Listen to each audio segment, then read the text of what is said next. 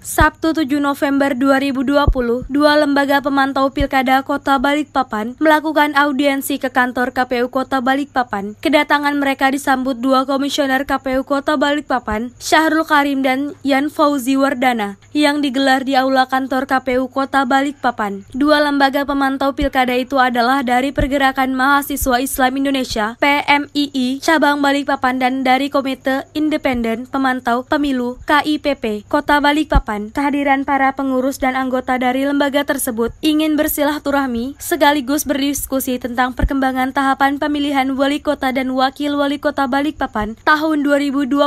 Kedatangan mereka untuk melakukan audiensi kepada komisioner adalah menyangkut hak dan kewajiban para lembaga pemantau pilkada tersebut yang memang baru pertama kali menjadi pemantau pada event pilkada kali ini. Menurut Syahrul Karim, kedatangan dua lembaga pemantau pilkada ini ingin mengetahui tentang rambu-rambu yang diperbolehkan, dilakukan maupun yang tidak diperbolehkan untuk dilakukan sebagai lembaga pemantau pilkada. KPU menyampaikan lembaga pemantau bebas memantau di wilayah manapun dengan seluruh tahapan yang ada, sesuai dengan ketentuan PKPU dan undang-undang. Ketentuan-ketentuan yang dimaksud Syahrul adalah para lembaga pemantau pilkada ini wajib menjunjung tinggi netralitas dan integritas. Lembaga pemantau pemilu dilarang berafiliasi kepada pasangan calon dan harus netral. Lebih lanjut, Syahrul menyampaikan bahwa lembaga pemantau pilkada baik pengurus maupun anggota harus terdaftar di KPU Kota Balikpapan.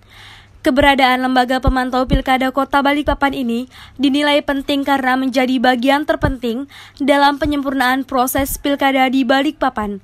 Hasil dari pemantauan akan menjadi bahan evaluasi bagi KPU sebagai bahan masukan KPU Kota Balikpapan.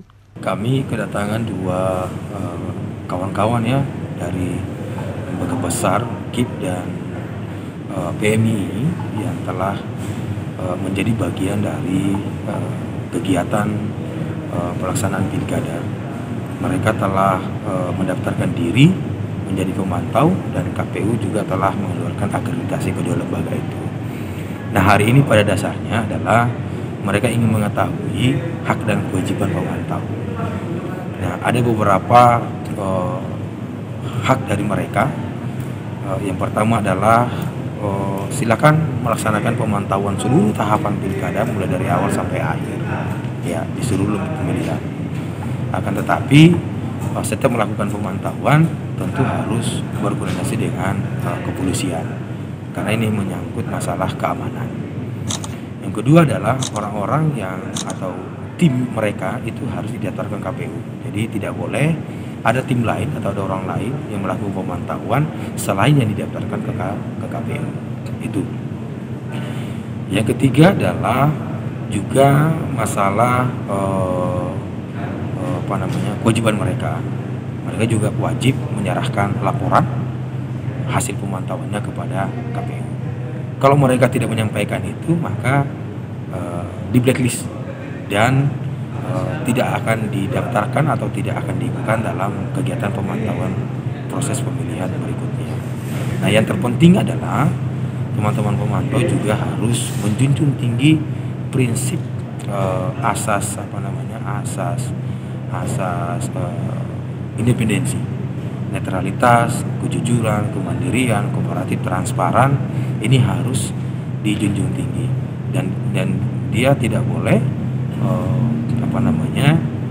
mempengaruhi pemilih, berafiliasi dengan pasangan calon atau partai politik. Itu tidak boleh.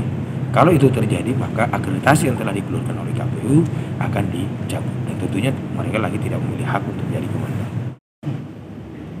Tim Liputan TV Beruang melaporkan.